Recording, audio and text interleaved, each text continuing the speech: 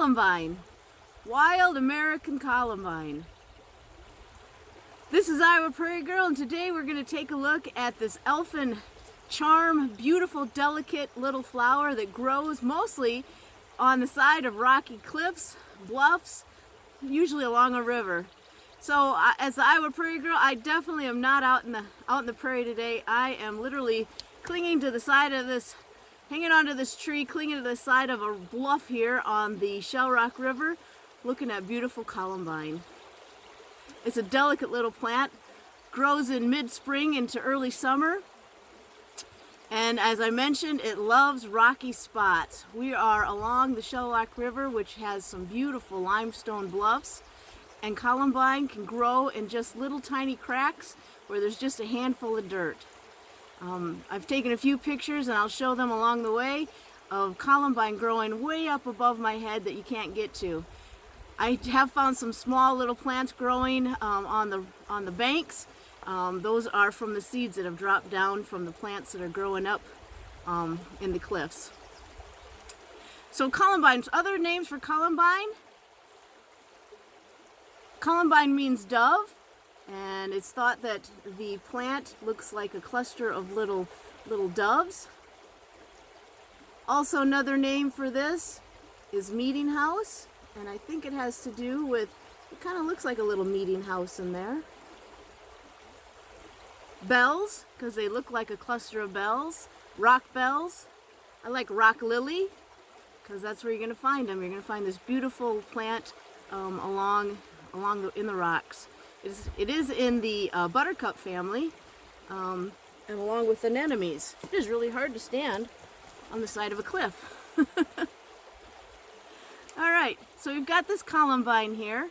As you can see, let's see if I can get that closer to you there. It has a series of 5. It has 5 petals, and the petals are actually yellow. Those are way down there. Those are the yellow petals. It has 5. Those petals turn into spurs as they go up, and it's upside down. So it's hard to talk about it, because as I say, they go up or down. So the petals, the flower hangs upside down, and it has the yellow petals, and then they turn into these translucent red spurs or tubes, like a long slender tube. So they have 5 of those. The sepals are this red color. The sepals are these little things that spread out here at the bottom here on top of the yellow petals. And then you have these magnificent bright yellow stamens and styles that come out with, again, bright yellow anthers at the tips. The leaves at the base of the plant has basal leaves, and the leaves, I'm just going to pick one here. I've got pictures of them. The leaves here at the base have a long petiole or a stem, and then they are a leaflet of 3, and then each of those leaflets go into either 2 or 3 lobes, and those are the ones at the base of the plant. As they come up the plant here, they lose their stem, and they're almost sessile. They almost have no stem, but they look the same as the ones at the base. So these long spurs here, that's where all the good stuff is. That's where the sweet, sweet nectar is. Another name for these plants is honeysuckle, because of the sweet nectar that go into these long spurs. Now, the only things that can get to the sweet nectar that is in these long spurs are hummingbirds, long-tongued moths, and some butterflies. But these are perfect for hummingbirds. Hummingbirds love red, and they find these columbines in these off end of the world kind of places, and they are able to get up their long tongue into the long spur there to get the nectar. Now what they do when they come up here and they get up to that nectar, what they're doing is they're rubbing their belly against the stamens there and the anthers there where the pollen is. And they rub their bellies, get full of this pollen, and then they go to the next flower, and that's how they fertilize the next flower. So they get in there, get that pollen all over their belly, and move it to the next flower. So I've gone over the flower itself. I've gone over all the parts. The flower is about from the tip of the spur to the bottom of the stamens. They're between 1 to 2 inches long. And so, as I mentioned, you got the 5 yellow petals, the 5 red sepals, which look like those red petals flaring out, and the 5 spurs.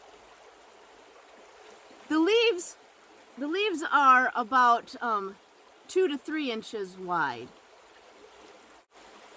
In all, a whole mature columbine will grow to be about 2 feet tall. Now, as they come to the end of their blooming season, these spurs here will turn into a green capsule, and they'll dry up, and those capsules will, when they get all dry, they'll bust open, and there are some shiny, tiny seeds in there that will drop out. And I can see the result of that.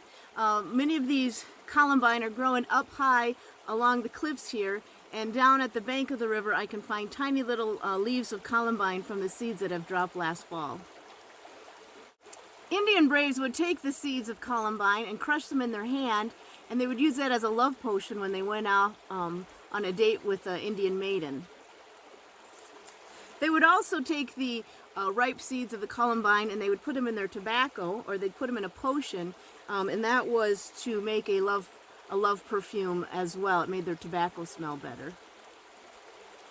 Now, columbine aren't always associated with love. Actually, the hat, or the top here, is also called a jester's hat, or a granny's bonnet, because it looks like something grandma would wear, or a jester would wear. And so it's actually associated with foolishness.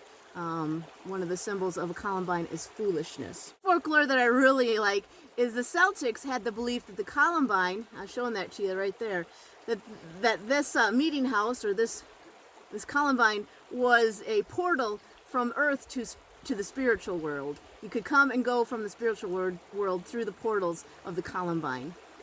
At one point in time, there was talk that the columbine should be named the national flower. Now, that never happened. I looked up, the national flower was not named until the 1980s, when Ronald Reagan declared the rose as the national flower. So the columbine never made it that far. Now, one thing I want to point out is that these are red columbine, or wild columbine, or Canadian columbine.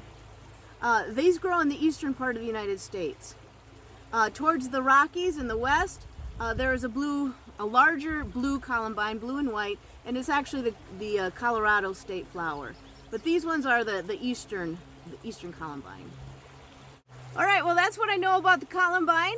This is the Iowa Prairie Girl standing on a cliff or a ledge of the Shell Rock River. If you want to find columbine, you might have to get out and go to some rocky places. They do prefer a little bit of a shady area. They will grow in full sun, but mostly they kind of like shaded areas. Now, if you really want to see some neat columbine, the thing to do is to go on a kayak or a canoe river, either down the Shell Rock River or the Winnebago River here in Sarasota County in northern Iowa, or any other place where you're going to have some limestone bluffs. You're going to probably see columbine, and that is a really neat experience, to be floating a river and to look up into the bluffs and see columbine just growing out of crevices in the rocks. So I encourage you, this is the Iowa Prairie Girl, I encourage you to get out and find some wild places.